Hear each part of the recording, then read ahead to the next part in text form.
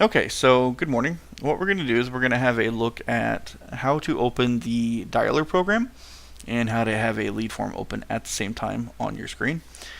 Number one, you should have your Skype program ready to go. When it populates, you should have your contacts. You should know that you should be talking to choicetelemarketing.com, or you should be talking to a designated trainer or manager. That being said, reduce your Skype screen, put it down to the bottom of your taskbar, and what I do is I have two different browsers. Some folks have two different windows of the same browser. That's fine. The way I like to do it, I'm going to show you how I do it, and it doesn't matter. Just think of it as being your screen and the two browsers or whatever you want them to be. So when using the dialer program, you want to use a Chrome window. The Chrome browser is the only program that will work well with the dialer program. If not, you're going to have problems from time to time. So what I do is I open my Chrome window. My Chrome window automatically opens in a reduced form. Yours might open like this. Mine opens to Google, just because I have it set to automatically open to Google because I am absolutely in love with Google. It does everything. Google's your friend. So I reduce my window, and what you want to do is have two split screens. So I literally make one half and one half. So if you don't know how to reduce or change the size of a window, first you want to hit the button here to make sure it's a smaller window so it's not full screen. Once it's not full screen, you can rub your cursor over the window once you hit the edge or the top, either way. Once you hit the edge, you hit the double arrow, then you can grab with your mouse by holding down your left key on your mouse and move along and shrink or grow your screen. Okay, that being said, that's how you populate two windows. So we're going to do window 1 first. Window 1 is going to be the most important window. It's going to be your dialer. Before you turn on your dialer, you're going to want to have your headset plugged into your USB port so that when the dialer program wakes up, it can automatically recognize the headset that you have on. So what I do is I have it bookmarked. Whenever you received your new hire email, you should have received a link to the dialer program. You should have at that time bookmarked it and put it somewhere where you can easily open it, just like you have your lead form that you were sent a link to, also bookmarked. So for example, I have my dialer program bookmarked here. You should get a little phone icon. You can name it whatever you want. It can be as large as you like. I just renamed mine to be CT. Then you also have your lead form. I renamed mine just to be lead form. So it's pretty simple for me. I know where to grab it. Plus, I have all my other stuff that I want to do, like Google Voice, Google Mail, YouTube if I want to watch something, whatever. Bookmarking is a good tool. I use it. So go to your bookmark that you've created. If you haven't created it, of course, the link that should open should be https://ct.zencall.com. I do believe that if you type into your search bar ct.zencall.com, it should automatically open as well. Down in the corner, you'll notice that it says communication devices set. It should say microphone to be whatever headset you're using. For example, if you're using a Logitech, it should say Logitech.audio. And if you're using Plantronics, as in my case at this time of making the video, it should say Plantronics. Speaker and ring should also be designated to that function of that headset. If not, the best thing to do is to open by hovering over the phone status. Hover over it, it should open up. As long as you're still on it, you should be able to see a wrench. Open the wrench, and if you maximize your screen, you can see it a little bit better. It populates microphone, gives you a drop-down box. You can change it to whatever you want it to be here. I like mine to be on Plantronics audio, of course, and same with the speaker, and same with the ring device. These are your volume levels. I would set it to where it's not red, so that way you can hear well. And your ring device, you know what? You really don't care how loud it is. I like it to be set pretty high so that way I can hear it pop if it does. As long as you're not on that program, you can click anywhere else and it should make it save, exit, and go away. So I'm going to reduce it back down to the screen. When the dialer program opens, the first thing you're going to notice is that you have dashboard dialer paused. That's because you should be in a break or prep mode whenever you open your dialer so that you're ready for the call when it comes in. And then of course down on the bottom it should say phone status. As long as your Java is verified and you have an up-to-date current version of Java, the Chrome and the program from ZenCall should register. And when it does, it will say phone status registered. Once that happens, then you're ready to go into a real live call mode. Now I'm going to turn it onto a real live call mode, and I'm going to just kill a normal lead. Please don't kill our leads. We think they're valuable. That's what we work off of. It's where our money comes from. But in this drop down box, you have sign out. So if you ever want to sign out, you can sign out. If not, the manager on duty can sign you out to from another location. But this drop down box, when you click it, you should always be in a prep mode, which you can't be in unless it's your first time logging in for the day. Now, I've already logged in, so mine's not going to say prep mode. It's going to say break. But what you want to do to receive a call is go to ready. When you go to break, I want you to put it on break. When you go to lunch, put it on lunch. If you go to training or if you're in a meeting, put it on the above. So that way we can calculate how much time you're doing and what you're doing it with, okay? So what I'm going to do to start receiving calls is go to ready, but I'm not going to do it yet because I need a lead form ready. It's always good to be prepared. So I'm going to go down to my taskbar. I'm going to open another window. Most people will right click and open another window with new window with Chrome. That's fine. Please do. It's going to populate another window. Okay. Whenever it populates that new window, take it and slide it over to the right and have your next window open. Okay. It's going to cut off a little bit on the video, but please keep in mind that what I'm wanting to do is open up my lead form. And again, if I have the bookmark here, I have the bookmark here because it's Chrome. I click the bookmark, and then I should be able to right click my wheel and drag it over to where I'm ready to go. Some folks might have it to where they have both screens open and they have this one full and then they reduce it, whatever. I don't care what your rhythm is or how you do it, but make sure you have both open at the same time. Okay, so that way you're prepared. And if you do get somebody that's wanting to take a quote with us, you make sure that you're prepared. So here's what I'm going to do. I'm going to go and I'm going to take a live call and I'm going to make it sound exactly like it should. And whenever I end the call, I'm not going to disposition the call correctly. I'll show you both ways. But I want you to be able to see what the dialer screen looks like. So I'm going to go to ready, and then I'm going to wait for a call to come in. It should only take a second, and it should say dialing in 1 second. Background dialing, quote request over here in the corner. That means you're on the quote request campaign. If you're in another campaign, you'll know it.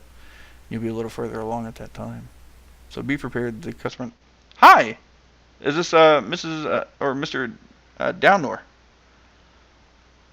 Hi, Mrs. Downor. This is Casey. I was giving you a call on behalf of Allstate. We're just trying to get in touch with folks. Oh, sure, but can we get you a free comparison quote? Okay, sure. Well, no problem. Thanks. Have a good day, okay? Okay, so in this case, I'm going to end the call. I'm going to hover over the box. I'm going to click End Call. That's going to bring the call to a close. Normally what you would want to do is you would want to go over to the right side or the left side of your screen and you would want to click Not Interested if they were genuinely not interested. Okay, if they give you a quick, oh, not right now. I want you to go to Not Available. They said not right now. They didn't say no, they said not right now. That would be Not Available. And you would double click Not Available. Click, click. If they say, no, I'm not interested, you rebuttal them. You say, can't we even get you a free, comparison? If they still say no, click Not Interested. Not Interested is going to make the call to where it recycles within 2 months. Not Available is going to make the call able to recycle and populate again within 48 hours. Try not to use your set callback button. If you need help in using that, that's a kind of an advanced tactic. Please do get with the manager, let them know. Do not call. Only put somebody on the do not call list if they specifically ask you to do not call them again ever, especially if they're threatening you in some form. Now remember, you represent whatever agency it is that we're dialing for, so please make sure that whenever you are calling for our agencies that you do please represent them in a very professional manner. Always make sure that you're representing them as if you work directly for the agency. You're not working for Allstate, you work for the agency. So if they ask you who you're calling for, do you work for Allstate, you want to answer with, I work directly for the agent. That will allow them to believe whatever they want to believe. But it sounds like and is stating that we work for the agency, not necessarily Allstate. So that way the agency is accountable and we are accountable for our actions through the agency. If it's dead number, and do not call are exactly the same thing. A dead number would be a repeated fax machine. If you see down here we've called it over and over again, then you want to make sure that you go to dead number and kill it eventually. But don't worry about that. It's more of an advanced tactic. In the basics, what you want to worry about is not available. You couldn't get a contact with somebody or not interested. They specifically said no. a couple times. If they say they have State Farm and say no, you want to click existing State Farm. That allows us to call them back within 6 months, and we know that they were with State Farm. Same thing with existing Farmers, same thing with existing Allstate. If for some reason it becomes very clear to you that you should not, or we should not, or anyone else should not call that person back for quite a while, make sure you click back, call back 1 year. That will allow us to call them back again in 12 months. So at that time, what I need to make clear to you is that whenever you are opening up your dialer and you make your first dial, the first thing you're going to get is you're going to get this call log, quote request, and short script. If you need it and you're in full screen, you do have a very short, brief script that we use. Hi, this is Casey calling from Allstate, and I'm calling you because Allstate has new lowered rates, and we'd like to get you a free no obligation quote. It only takes a minute. Are you still out there on 8106 Ravenna Road? Simple. Yeah, I am. Okay, great. What kind of car can we get a quote on for you? All right, so once you get that information, you type in clearly in the lead form as you're typing along, okay? You want to type in, they say they have a 2012. They say they have a 2012 Jeep Cherokee, okay? I want you to make sure you're pretty careful and capitalize all of your information. In that case, I didn't capitalize Cherokee, so later, after you're off the phone, you might want to go back and check your capitals. And then they say they also have a 2002 Camry. Please make sure that later you go back in and put in Toyota Camry. Real simple. Put a slash in between the two if you can. Put a dash, whatever you can. Make sure you separate it by a couple spaces and a separation symbol, such as a slash or a dash. Always make sure that you get their complete address. What I do is I verify it with them, and then I verify the city and the state. But you really just want to make sure that they're still on Ravenna Road. Okay, what kind of car can I do a quote on for you? 2012 Jeep Grand Cherokee. Okay. And have you had any tickets or accidents in the past 3 years? No? Okay, great. No tickets or accidents. I put none. And then did you want a quote for home and auto or just the auto? Okay, great. Home and auto. Cool. Most people like a bundle quote. Okay, and if you don't mind me asking, who do you use for insurance now? Oh, you use Farmers. Okay, great. No problem. And do you pay monthly, quarterly, or every 6 months? Monthly? Okay. Do you know about how much you pay, ballpark figure? Okay, great. You pay $212.00. Okay. Now, we're not necessarily wanting to capture the exact dollar amount they pay. Some people won't tell you. It's pretty common. But you do want to capture the frequency of how often they are paying for their insurance. It makes a difference in their rate. Okay, so at the very end, you should already have their street address, so you want to get 8106 Ravenna Road typed in. If you could type as fast as they are talking or while they're talking about something else, please do put it in. The faster you get through a form, the faster you get to the next lead. And of course, some people like to copy paste. You know, I'm not going to give you a lecture on how to copy and paste in this video, but if you can copy and paste, please feel free to do so. I prefer it, so that way the information is not made in error. Email address. Please do try to get an email address. If they say they don't have one, put none. If they say they don't have one, put doesn't have an email address, or doesn't have an email. That's fine, either way. If they just don't answer the question, just put none and move on. Then at the end, you want to verify that you've got Raymond. So Raymond, for example, in that case would have said, yes, I want to quote. Type in Raymond Downer. You can type that in later, but what you want to do is ask for their date of birth last. So at the very end of it, you say, okay, and of course I've got you listed as Raymond Downer, okay, and do you list anybody else on your policy? Oh, you list your wife as well? Okay, her first name? Rachel? Okay, and I assume that's Downer as well? Okay, good. All right, so Mr. Downer, I need a date of birth for you. 2/12/56, okay, and of course, do you have a date of birth for Rachel? 5/6/57. Okay, great. I appreciate that. Now, if you notice, whenever I asked for their date of birth, I clearly did not hesitate. I did not act scared to ask for their date of birth. I just told them, hey, I need your date of birth. Okay, great. And for Rachel? Okay, great. If they have a third person on their policy, make sure you put Rochelle, who's the daughter, for example, and her birthday is 2/5/79. And that's how you would list the third party. Later, go back in and make sure you put in their name. I would usually ask them what the name of their daughter is as well. And then I would also go back later and put in daughter somewhere in that form, so that way they know who the daughter is as well. Okay. So at the end of that, you make some notes. Say something. If you notice the dog barking in the background, please put in dog barking in the background. Whatever. Just something for the agency to relate to that person. At a minimum, put the prospect would like to have a quote. Like to have a quote for his auto and home insurance. There you go. Now, what's the best time we can give you a call back? That's the last question you want to ask them. Is there a good time we can reach you?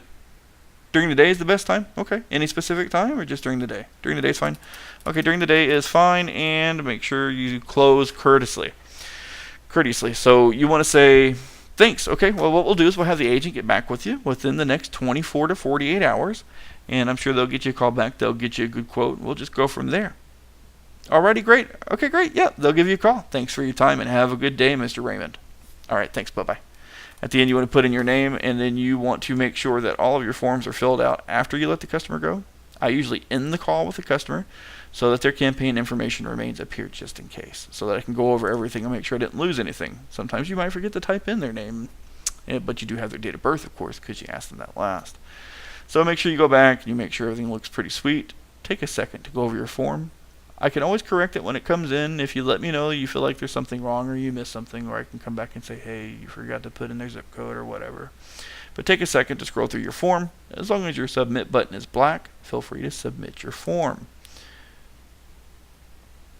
The form might spin for a second. Oh, there it goes. And now it's gone. So then what you want to do is you want to populate your Skype, and you want to go to somebody and you want to say home/auto in Springfield, and you want to report that directly to the manager, which at this time should be choicetelemarketing.com or Casey, myself, or maybe Linda or somebody else, Jason, who knows. All right, and then at that time you send through, and what you're going to get back is you're going to get a good job back or a great, and that's just us making sure that we know that we praise you for your work, because we know you work hard and you're the bread and butter of our company. And that's essentially it. That's how you make a phone call. At the end of that phone call, you want to go over, if you got a quote, you want to make sure you double-click quote requested. That way it goes away for 6 months. We don't dial it again. And we know that last time we talked to them, we did get a quote request from them. In this case, Raymond was not interested, if you remember correctly, so I'm going to go to not interested and double-click it. It's going to go away, and we're going to wait for a new call to come in. In this case, I don't want a new call to come in, so I'm going to go to break.